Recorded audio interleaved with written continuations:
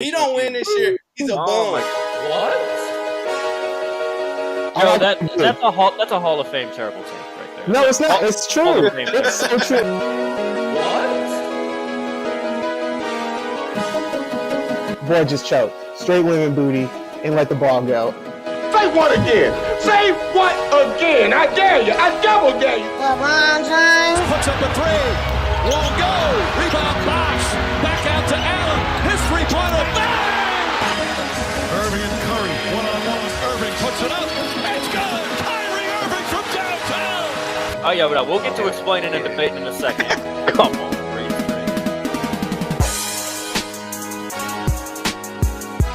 It's fine on my side. Maybe it's just me. Hopefully it's just me then. Hopefully it's just me. But how we doing, Joseph? Hey, how we doing? Living life. What is today? Is it Tuesday? No, it's Wednesday, right? Wednesday, sir. It's Wednesday, sir. Slow. It's been a long week. It's been a long week. Yeah, basketball's starting to stretch out too. I need more. We're getting closer and closer to having days off where no basketball. That's gonna be rough. I know. This has been a blessing. We give good playoff games every single night. Well, usually some good playoff games, at least one good playoff game a night.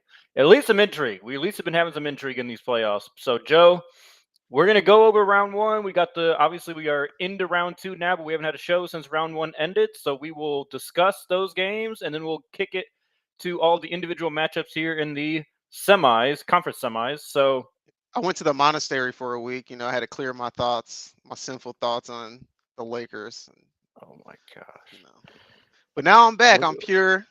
I'm gonna be nice today. Probably not, but we're gonna see. I was gonna say we're that dramatic right now. We're gonna be that dramatic right now. Hey man. Yeah, yes, we will be at some point. You'll see. Yes, we will. All right, kick it off, Joe. What you got? Round one reaction. How you feeling? I'm not too crazy. I mean, the Nuggets beating the Lakers. I expected that. For me, the biggest reaction. I don't know if you can say that. I did pick the Lakers. Every game was competitive, man. I'm not surprised though. Just because I picked them don't mean I'm not surprised. But anyway, that's fair. That's a fair take. My biggest reaction from round one is basically, OKC had the easy way to go. Been a lot of injuries. They hyping up the Knicks train already. And now with round two starting, it's wide open. With round one started, it was kind of like, oh, this is the Denver Nuggets. They're going to win this whole thing. But after round one, you're kind of like, hold on now. There's a little competition now. So that's my biggest reaction from round one is probably the injuries, the Knicks hype train, and then, now we actually going to have a good playoff. The young guys are actually showing up, which we've talked about, which just surprised me too. Like, you think the regular season is a young man's game. But the young guys, they can play all 82. They can have that energy. They can go fast paced like the Pacers, run up and down the court, run you out the building every single night. But when the playoffs come around, it's the vets' time to shine. It's a game slow down and things kind of change. We haven't seen that in the NBA this year. It's the young talent that's taking over and is not scared. KD gone, LeBron gone, Steph gone, and the games are still just as amazing. The TV ratings aren't showing it, but the true fans who are watching are saying this is great basketball. The NBA and the media who has invested rights in the NBA needs to take advantage of this playoff run. Absolutely. You are seeing some budding young stars that are worthy of being watched just like LeBron, Steph, KD, all of them. Anthony Edwards is must-see TV. Must-see TV. You got to give up on they're in Minnesota, so we're not going to put them on national television. I don't know. You need to. Fuck all that. I don't give a fuck what they play in. I need to see Anthony Edwards. I need to see SGA. Yes. I need to see these players. Brunson. We need to see more of Brunson. We get enough of him with the Knicks. I get it, but still, I still think a lot of NBA fans probably weren't quite hip to how good he's been. We've been paying attention to him all year. We've talked about him in MVP conversations, which I believe he finished 5th. Sounds about right to me. But Halliburton on the Pacers, rough game one in round two, but was fantastic in their first round series. I know he didn't win, but Paulo Banchero, I think he had a nice playoff debut. Went toe to toe with Donovan Mitchell. I got to give Donovan Mitchell. Sorry, he made Stephen A. look smart. He really did. Because I was eating Stephen A. alive. Because he said before that game 7, we know Paulo gonna show up. And I was like, what? This is his first game 7 ever. What do you mean? We don't know that, but we yeah. know he's gonna show up. But he did. Joe, I do got to say did. one thing because that does remind me because I got to own up to what I said before that series when we were picking series. I said there was something about the Cavs and Donovan Mitchell I did not trust. My apologies, Donovan. You balled the fuck out. Carried that team, put them on your back. Was on some legit hero shit. I disagree. No, come on, Joe. He scored damn near 100 points in the last 2 games to make sure He they scored got that 50 shit going. points and they lost. In It the wasn't fourth because quarter. of him. Yes, it was. He took all the shots in the fourth quarter, went passing. And he was making them. He went back to that same Utah Donovan Mitchell, and we exactly what we talked about before the playoffs. Darius Garland, where Darius Garland at? Darius Garland is nowhere. Because they don't meld, which was my concern going into the playoffs. I said, watch, they're not going to be able to meld together. They need both of them to play well, or they're not going to win those series. They got lucky that who they look scared. Yeah. Darius Garland did not look ready for the moment, which is fine. That's why Donovan Mitchell's there. But that's why Donovan Mitchell had to do that. Donovan Mitchell wasn't going to let this be he's scared. No, he said, okay, you don't got it right now. And he didn't dog him either. He tried to pick him up and say, look, hey, we got this shit. Don't worry about it. And he got him home. Tough matchup with the Celtics right now, but we'll get into that in a little bit. But my other reaction that I just want to get this out there, Joe.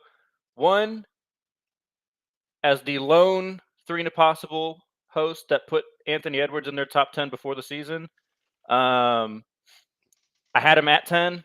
10 wasn't high enough. It wasn't high enough. I disagree, but it's whatever. Top 5. That's wild. Top 5. I disagree. But by far the best player in the NBA playoffs so far. By far. But the one thing I want everyone to just stop, I just need to pump the fucking brakes on. Stop the Jordan shit. Thank you. Stop the First of all, Jordan. do people realize the team that Michael Jordan joined? Like, that team was trash. Terrible. Now you look at the Timberwolves, like, come on, man. They got a good ass team. Roster. They have a good ass team. They literally have the former GM from the Denver Nuggets. They got 2 former Denver Nuggets coaches. They're set up to beat the Denver Nuggets. They took what the Denver Nuggets did and they brought it to Minnesota, and it's working out perfectly. No one knew they were going to hit on Anthony Edwards like this, but he is in a perfect situation. So definitely stop the Jordan. I'm fine with, like, if you want to make some comparisons, but like let's just start reasonable. Nope. There is what one were we doing? reasonable there's one reasonable comparison. 06 Dwayne Wade. That's the reasonable one. Nope. See, I'm not going there either because we did that same. Oh, he got to finish it off. No, he got to finish it off. I'm talking about the playoff run. I know what you're saying. I'm not saying he's Dwayne Wade. Oh, okay. I'm going to say Dwayne Wade. Because 6 years ago, we were saying the same thing about Donovan Mitchell, and he is not Dwayne Wade. Y'all were. I wasn't. Never put. Not you, but like y'all, like in terms of everybody else was saying, I would never. He's the next Dwayne Wade and all that. Yeah. So I'm just saying. Now, I need to see Donovan. I need to see Anthony Edwards finish it off. But like how they're starting, and we might as well just transition to that one right now because that's teed up next. They're up 2-0 and defending champs took both them in their crib, and Anthony Edwards was sensational. Mm-hmm. Also, Rudy Gobert shouldn't have won Defensive Player of the Year. I'm so glad you brought that up, Joe. They proved it in Game 2. They literally proved it in Game 2. Their best defensive game of the playoffs. The game he misses. Seriously. Not saying he's not a good defensive player. I get it. He's fine. He does a lot of good things. I get all that. Blah blah blah blah. And damn, you see the rest of that team, and they got some dogs on there. Yes, and Rudy Gobert's not one of them, and that's why people in the NBA don't like Rudy Gobert because he do soft shit like missing a playoff game against the reigning NBA champs in Game 2 because your wife had a baby. Come on, bro. Like, I don't care what people say, bro. I'm with Gilbert Arenas. The baby gonna be there. I'm a dog. The baby was born Monday morning. Your ass could have took a private plane and got to Denver. The baby born, if the baby healthy, your woman healthy, your ass should have been at the game. But you lucky they won. Because if they would have lost, we eating you up. You lucky they won. You lucky Nas Reed was there. That man. Give me your reaction to the actual series though, Joe. Shocking. I mentioned it earlier. Like they literally are built to beat the Denver Nuggets. But my biggest takeaway, which hey man, don't get mad at me for doing this. This is what we Laker fans do. We always gonna bring it back to the Lakers. I'm watching that like Anthony Davis couldn't do this. Like seriously, Naz Reid blocked Jokic twice, and then Jokic went for a hook shot and missed it. I said Anthony Davis couldn't do that. Oh, and it wasn't like Naz Reid played great defense. All he did was body him and put his body on him and put pressure on him. That's all he did was stay as close to him as possible so he couldn't use his footwork. Because if he turns and he uses his footwork, he gonna hit you in the face with an elbow. It's a foul. All you gotta do is stay pressed up on him. Like Rondo said, I told you Dwight Howard was the kryptonite. You need somebody like that. You needed Dwight Howard, JaVale McGee, and Anthony Davis. You need multiple 7-footers to throw at Jokic. And that's exactly what the Timberwolves have. They have so many big men that they can throw at them. And then you got Mike Conley, who I think is low-key very important to this team. He is one of the most underrated pickups. Absolutely. First of all, he's a true point guard. He's getting them in possessions and getting them in the right position at all time. He a clutch 3-point shooter. Mike Conley has been around, and he about that grit and grind. So I know he loves Anthony Edwards and just what they do. And then McDaniels, they had a great defensive team, and they just got enough scoring right now. I am worried about that though. When the games get tight, I don't know if they can keep up the scoring. They have been so far, but I don't know if they can. I believe in them. Joe, look. I got a lot to say on this series. I have a lot to say on this series. Hey man, I'm just saying, man. First, I want to just throw all the love to Anthony Edwards because he's been like that. He's been like that. That dude. The run he's on right now does remind me of Dwayne Wade in 2006. It does. Just every time there's a moment, he matches the moment. Just matches it every single time. He's there. He's ready for it. He wants it. Like you can tell. Like as these games get more intense, this team's better than that. He likes that shit. Oh, for sure. It's more rounded out. It's more rounded out. But the other side of this, my whole opinion of the Denver Nuggets has changed in just these 2 games. I was with a lot of people that thought this could be a dynasty getting started, and it still could. But I am way off the Nuggets. Now when you get punked like that, it's not a regular season game you got punked in. That was a playoff game you got punked in. It's not even that, Joe. You know who they remind me of now? And they just never really got met with adversity last year because of how good they were and how well put together that team was. They remind me of the Celtics. They remind me of the Celtics. When things get rough, they just fall apart. Better than the Celtics. Yeah. No toughness. 0 toughness on that team. Jokic, I agree. I think he's a little tough. I think he's got a little toughness to him. Everyone else, I'm not gonna say the word that I want to say, but bitches. Soft. I had always had good opinions of Jamal Murray. 1,000% out on Jamal Murray. Never gonna buy into him again. He can make some good clutch shots when again he's playing the Lakers and. No offense, Joe, but your Lakers are a little soft too, so it's kind of soft on soft. No, they soft. They soft. The only person they got on their team that's the not way soft that is he threw KCP. a fucking tantrum in that game was so embarrassing. That was so the embarrassing. worst part Throwing is shit on the court. Yeah. Every time he went up, he's just crying about a foul. Give me my foul. Shut the fuck up and play. Mm-hmm. Like at some point you got to play. They're not calling it. Like first of all. They weren't fouls. I thought they was pretty good. I thought it was pretty good. I think so for the most part. Like that's the type of way I think a lot of people our age, Joe, want the game officiated. But we also have to understand that's not how the game is officiated very often to that degree. Like they let a lot go. But you can't call Mike Malone getting in the referee's face. They didn't tee him up. Like, ejection. No, damn ejection. That wasn't no timeout call. That was in the middle after a bucket. They didn't call a timeout. Sure. Like it was like a regular TV timeout. Yeah, that was crazy. All I'm saying is, yes, that was a game that skewed more to letting shit go and letting them play. It skewed much heavier to that end of the spectrum. But My boy, you need to read the fucking room, read the game, and play. At some point, you have to stop begging the referees and just go get yourself a bucket. Figure out how to be effective. And you know who did do that? Anthony Edwards. Anthony Edwards had plenty of plays he could have complained about, and he did. He did chirp at the referee every once in a while, but He kept playing. he just kept playing and figured out how to get some fucking buckets. I thought don't it know. was Maybe great. it's, I thought it was hilarious. To me, that just takes me all the way out on the Nuggets. I hate that mentality. And you know you can really get Jokic frustrated, to be honest. Yeah, we know. Like Y'all like- thought it was funny because it happened to my team, but I mean, we saw what happened. You get a little physical with him, he fucking takes a cheap shot and tries to paralyze one of your players. I mean, it was all funny when it was Markieff Morris on the Heat, but no. I mean, you see, he's a little bit of a loose cannon. Especially when his teammates don't make shots and he's getting played good defense against. You don't like that. Them don't bows like them bows are gonna start flying. Mhm. That's the wrong team though to do it against. Wrong Oh team yeah, to they're do not it gonna against. care. All right. That's just gonna You ain't make lying. Anthony Edwards go harder. You ain't lying though. The Nuggets are real light skinned. Damn, like bad. I did not say that. You are They not gonna real put those light-skinned, words bro. in my fucking mouth. They real Drake-ish. You ain't lying, bro. Jamal Murray, Michael Porter Jr., Aaron Gordon. Honestly, I view Michael They Porter all Jr. lighter than me. That's light.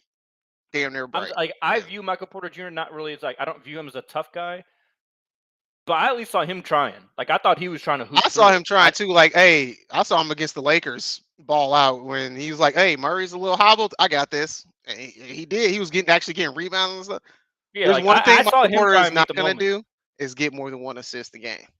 Yeah, we know that. We That's know not that. Now he's happening, gonna get his shots up though. He wasn't scared to shoot. Fact. Oh, He wasn't fact. scared to try and score and all that bullshit like Well, Jamal Murray He's was. shooting 45% from three. Shoot it. Hey. 22 points a game. Hey, I think it's over though. I think it's over. Oh, it's a wrap. It's a wrap. They just can't get swept though. They can't. That's That'd be a bad look. on the Lakers. Sorry. Mm. I just had to, had to go full circle.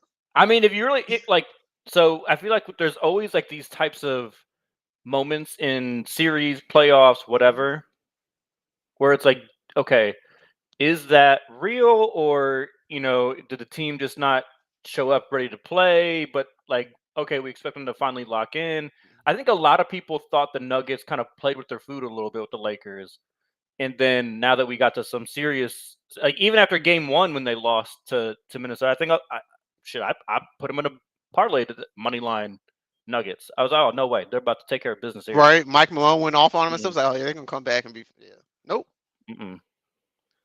Well, you know what the real issue is? But I don't want to take away from the Timberwolves either. Like the Timberwolves are out there fucking. That's the hooping. thing. Like it's not that the Nuggets are just choking. Like the Timberwolves are fucking. But the they're Timberwolves out there coming for their throat. playing on damn near 10 players. Like the Nuggets bench is really hurting them right now. Like you can't be out there with Christian Braun and Watson out there. That's no offense at all. That's zero offense. Like you're not gonna be able to play the Timberwolves and think you can win like that. So I don't know what they're gonna do. I just don't see it much differently than last year, and they were still a well-oiled machine last year in terms of their Yeah. scoring off the bench. But I don't like what Bruce Brown. That he's not a bucket. But no, but they didn't have to Jeff go Green, against. he's not a bucket. But they didn't have to go against no big ass dudes like this though. Which is affecting their All I'm offense. saying is it should. They be didn't Jamal need. They Murray weren't looking series, for but- offense last year. They put Christian Braun out there to have a good finals though. He did. Christian Braun had a Played some good finals. defense, Good. timely plays. All right, let's go to the other matchup in the West, Joe. So this one just went last night, and the Thunder mollywopped the Mavs. Your Western Conference team. So both of our squads off to rough starts in the Western Conference for who we thought was going to make it to the finals. What's your reaction to this one, Joe? Something wrong with Luka. Man, he not playing well. He hasn't played well since damn near game 4 or 5 against the Clippers. He has not played well. I don't know how injured he is. I don't know how bad that calf is, but he's hobbled or not. He's just not. 19 points ain't cutting it, especially against OKC. They too deep. Shai Gilgeous-Alexander. It seems like they always making a timely three, and them mugs be pretty. Hey man, and then Chet, he out there, he getting put back dunks. Like They just got swag about them, and if Luka don't come out there and have his swag, I just think Oklahoma City, like, they not gonna be tested and they not gonna be scared. And that young age with that swag gonna overcome any fear that they have at a young age if Luka don't come out and ball out. Like Kyrie getting 20 points, I'm cool with, but Luka, you gotta drop 35 plus if y'all want to win this series. I mean, I That's don't know about it. 35, but so Joe, this is what I was saying. No, talking to some Mavs fans, and they didn't want to hear it from me. I said, you play like you did against the Clippers, you're gonna get your ass whooped next series. Yeah. Seriously. And they came out, played the exact same way. They want to all of a sudden go back to that. Oh, we're gonna walk the ball up. Luka's gonna hold the ball for 15 seconds, and then either he's got to make a tough shot or beg somebody to make a bailout three. It's not gonna work. It's not gonna work when you play a smart team. You can do that against another team that's play the same dumbass ISO ball that you do.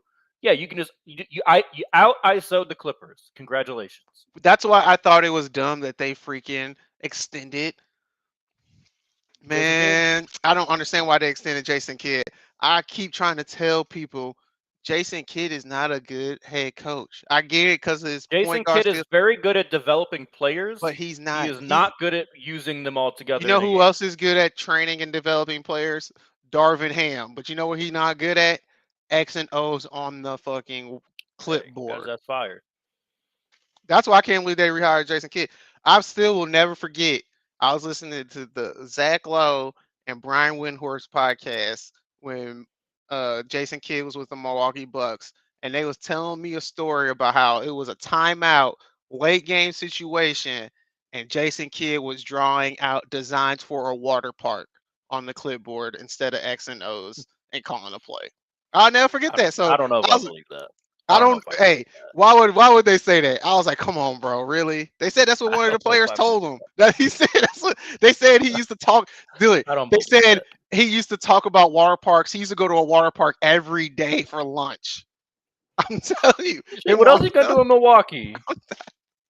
I was just saying, I don't trust Jason Kidd. All I'm saying is that team, and look again, at some point. I know we're gonna find a new scapegoat. It's gonna be Jason Kidd's fault, or it's gonna be Kyrie's fault, or it'll be Tim Hardaway's fault. It's Luka's fault right now. At some point, it's got to be on Luka. Like he's starting to get the Jason Tatum treatment, where it's never his fault. Hey, watch your mouth. It's everything else, right? Everything else is going on wrong around it, but it's never their fault. He's got to be better, and I think the way it doesn't necessarily to me have to be more points. That like he needs to score more than 19. I agree, but he needs to be engaged. He needs to. The ball has to stop sticking in his hand. He's got to trust his teammates. Get the ball moving. Keep that thing popping. So then they get in a rhythm. Then if it's an important time of the day, important time of the game, sure, get into your ISO bag, get you that bucket. I don't trust this team. They got to play faster, Joe. They got to play. If they're gonna walk the ball up and just play this ISO bullshit, they're not gonna win. They'll get 4-1. Fast. But I don't trust nobody but Kyrie on that team. I don't trust Tim Hardaway. Lively's good, but they got no offense besides Luka and Kyrie. I mean, they're the only ones that can create it on their own. But I mean, run some stuff. You know, like get the ball moving, break the defense down if you're Luka, but do it quickly. They need to get Lively early on.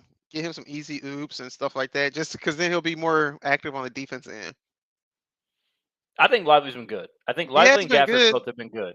Gafford's been really good. Jesus. They got to play fast and the balls can't keep sticking. That's going to be their issue. The Thunder, they looked just as advertised this whole year. They're so good. They're so good. Shea is something else. Team. Shea, once that game started teetering, the Mavs made a little run. Kyrie made a big three. SJ said, "Okay, bro." And then when Jalen Williams get that step back like that, that's deadly in the fourth quarter. He's had that this year. But man, that's crazy. Yeah, that's scary. Here's the one thing, and I should have said this about the Timberwolves as well. But here's the one thing I will say about the Thunder. I want to see them lose and then respond. Shit's not going to be sweet like this the entire time in the playoffs. So I do want to see them pressure tested a little bit. But, hey, they both have looked fantastic. Fantastic. They really have. Young team. Hey, like you said about Chet, this is. Y'all got the same chain, bro. That's the same. But Chet more swaggy than I we've- thought he we've- was, man. We've talked about this on the show before, Joe, about the difference between like these teams that just look to acquire talent and then the ones that draft it. There's just kind of like a natural pecking order that happens. And, like Chet, super talented, obviously, but he understands what his role is on this team. That's That SGA's. part. That part. That's SGA's team. Like they all just like they accept it.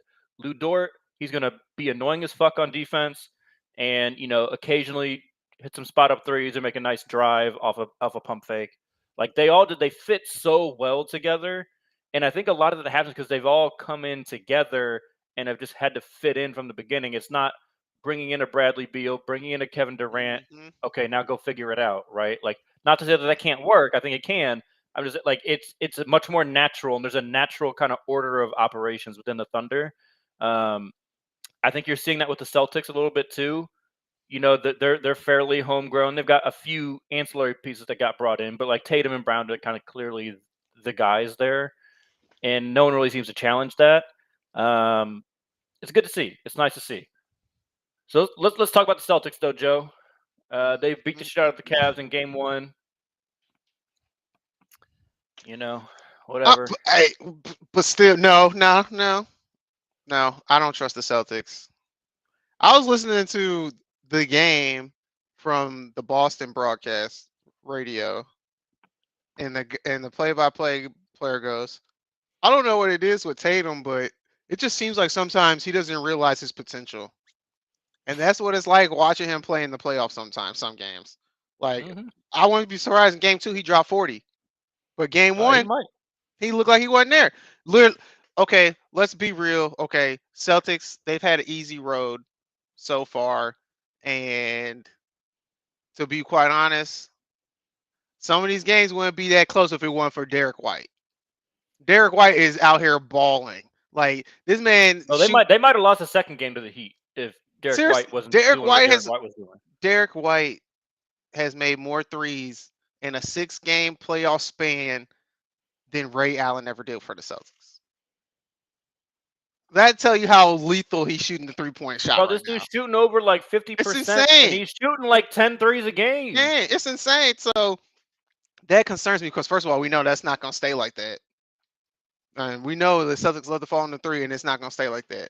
But they have zero excuses. They should beat the Cavs. You know how we saw with Golden State Warriors. We saw them get tested. We saw them lose to the Spurs.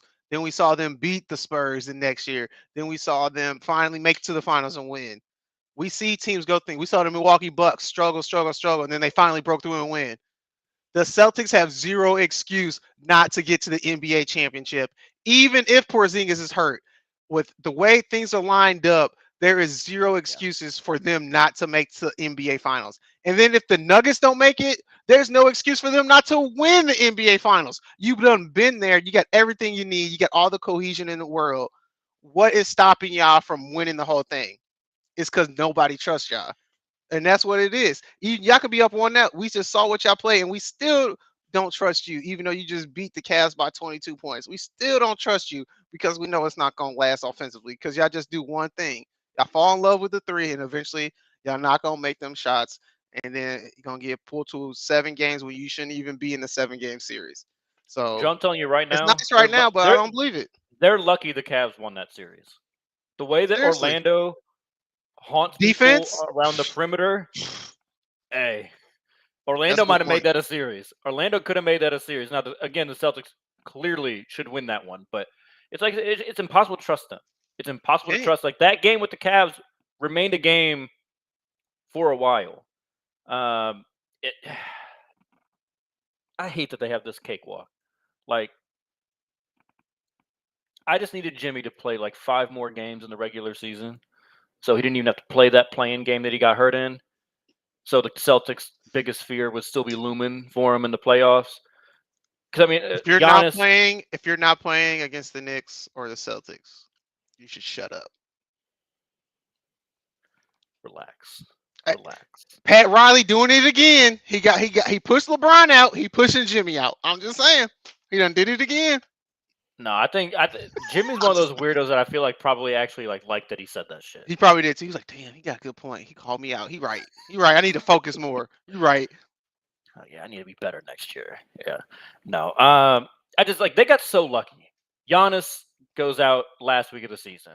Embiid hobble. I don't think the 76ers would have beat them anyways, but still lucky that he got hobbled right before the Could've been playoffs close, yeah. happened. Jimmy and Terry Rozier get hurt for the Heat. Like they're three main pieces of competition that you would have pegged from before the season, all limped into the playoffs or did not have their best players. So, and they get to walk in all fucking healthy. Their one little thing is Porzingis tweaks a calf, but now with how easy things are, you can go real slow with him. No need to rush him back. You have to play to the finals. Even if you face the Knicks. Yeah. I'm at least have to see the Knicks get a game or two, right, before I put him out there. But Thanks. Yeah. Speaking of those Knicks, Joe, they are up 1-0 in their series they're playing right now. They have, I believe, a 7-point lead with about 4 minutes left, so they might be going up 2-0. There was some controversy in this one, Joe. We got to talk about game one a little bit. The last minute of that game was pretty brutally officiated. The hand, the kick ball that was clearly off of Neesmith's hand. You then have Josh Hart blocking like he's blocking for the New York Jets, and then turn around the next possession. He flops after. Yes, it was a slightly moving screen by Miles Turner, but by no means, especially what they did not just call. 12 seconds left on the clock. 12 seconds. I mean, come on, bro. And then what I feel like has not been talked about very often, but should still be brought up as well within all this bullshit.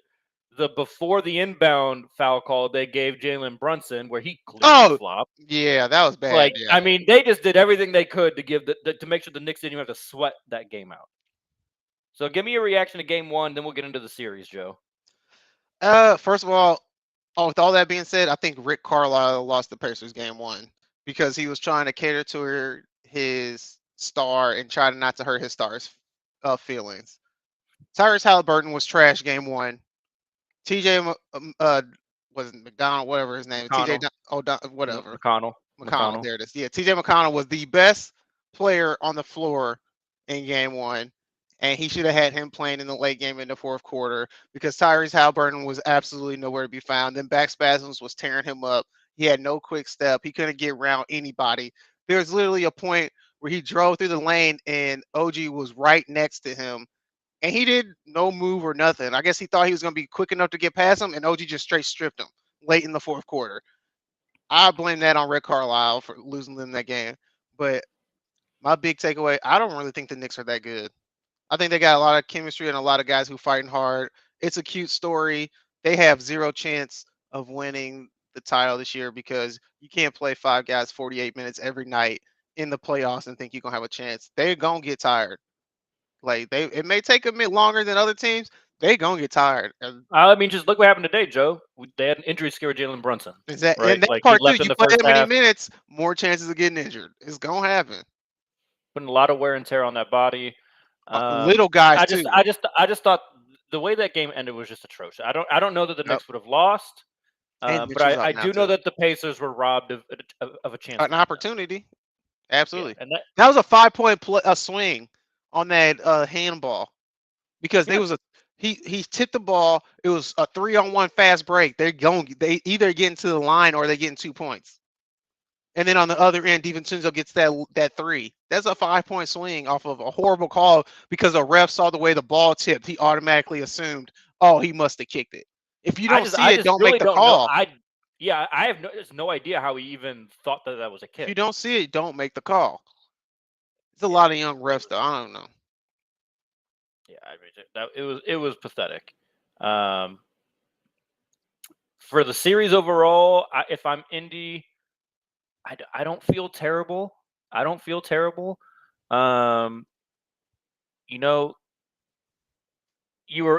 right there. You're right in this game. It's not looking great for him. Down 8 with 2 minutes left, but they've showed me that they can hang with the Knicks. If they can get right in Indy in game 3, And, the Knicks have been known to choke a game away, so the Knicks could Facts. still choke this one away too. But they're hanging in there. They're showing some toughness that I didn't really know if Indy had. I think that they're playing a little. They're kind of You they're know what they meeting the Knicks' toughness more than the Sixers Yes. did. You know what they should do is go old school and put Miles Turner back at the center. And say, fuck it. Hey, because Robinson is out now, and I'm tired. Y'all tired getting these rebounds. Miles Turner, stop stretching the floor. We're finna go back like we used to back in the day. We're finna just have you post up, get dunks and rebounds. They got the ability to do it. Why don't they do that and put that pressure on them? You got shooters. I don't think that Miles Turner has quite the polished post game to kill Hartenstein like that. I really don't. Bro, he was doing it when it was Miles Turner and Sabonis. He was doing it. He was Not getting. really. I'm not saying like offensive. I'm talking about defensively. He gonna get them rebounds and just have the He's playing physicality. center. He's playing center right next to Siakam. But he stretches the floor too much. Him and Pascal Siakam need to be in the paint more, bro. Like it's like you need to bully the Knicks. Like they playing into that fast pace, which is gonna eventually help them in the series, though, because the Knicks gonna get tired. But still, I think they should. I guess that's hard to change your whole style though in the middle of a playoff game. But if they got Rick Carlisle, he should figure it out. Tom Thibodeau, a good coach though too. You gotta put some respect on his name. Yeah, Thibodeau's a good defensive coach for sure. I think before the series started, I thought the Knicks would win. I still think they'll win. Me too. But Indy showed me something. Good offseason for them. They could. They need They need one more piece. For sure. All right, Joe. You know how we end this show. We choose love. We choose violence. What you got? I'm choosing violence. I don't usually condone people getting fired. I think somebody from the WNBA need to be fired. Whoever part of the marketing team deserves 1,000% to be fired. You telling me that last Friday was the start of the WNBA preseason, and you have Caitlin Clark, Angel Reese, you have all these people who are loving basketball, and y'all playing for y'all preseason game. Y'all was going to televise one game for your entire preseason, and it was going to be Caitlin Clark's first preseason game. That's what that was a great idea for y'all. That's what y'all thought was a good idea with all this hype around the women's game right now. Y'all was going to broadcast one preseason game, and then someone at the Chicago Sky game for Angel Reese on a grainy ass phone streams it, and 160,000 people watch it live. How did you miss out on that opportunity? The league pass is $35 for the entire season. They had such an opportunity here for this preseason to broadcast these games on local TV, national TV. They could have put it on the CW. I don't care. The fact that it would have been on TV and then they could have pushed the league pass, it's literally $35. Do you know how many people would have signed up for it just for that? Just to see that? Like, it's ridiculous. It's $2.99 per game if you want to just watch one game. I don't understand how no one in that marketing said, with all this popularity and stuff going on, we're just going to broadcast one preseason game. So it's just ridiculous. Somebody deserved to be fired for it. I don't know who, but they deserve to get fired. You're not wrong, Joe. It's so dumb. It makes no sense. I got no words for it. But shout out, they get charter flights now. Shout out. Might be working on it. Not official yet. It's gonna be $20 million. It's gonna happen. Here's my whole thing with it, Joe. I don't know how many times these sports leagues are gonna not learn the lesson, right? You have to capitalize on the moment, right? The PGA Tour had 30 years, damn near, has had 30 years of Tiger Woods, and you can't use Tiger to promote your other players. So when he is now playing maybe 6 tournaments in a year, you can still generate interest. I get it. It's never going to be quite like Tiger. Tiger is like Jordan, LeBron. Like, he's that type of figure until you develop another person like that. But if Tiger endorses a person, people are going to be like, use Tiger to play with these younger players. Just put them in the group. People are going to watch every fucking shot that Tiger They do that all the time. They put Tiger in some shitty ass groups. Even in a group with 2 other people I've never heard of. They put him with his buddies now all the time. Yeah. He's going to play with Rory or Justin Thomas, who we already know about.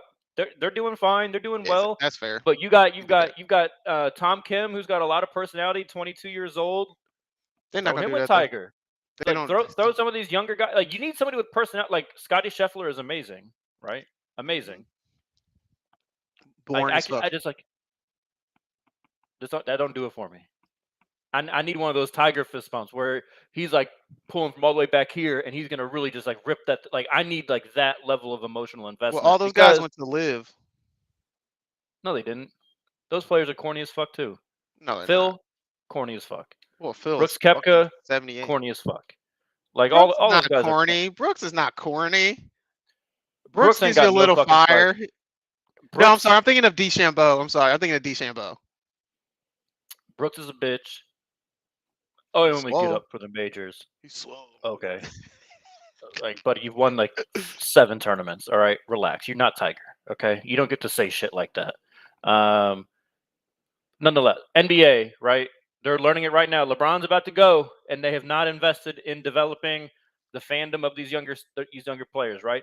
The NFL is the only one that gets away with it because it just naturally happens for them. They don't have to do it because of how every single game has always basically got a Important. bunch of eyeballs on it. So when Mahomes does Mahomes shit, it automatically happens for him. They don't have to do nothing to try and make it happen, right? Facts.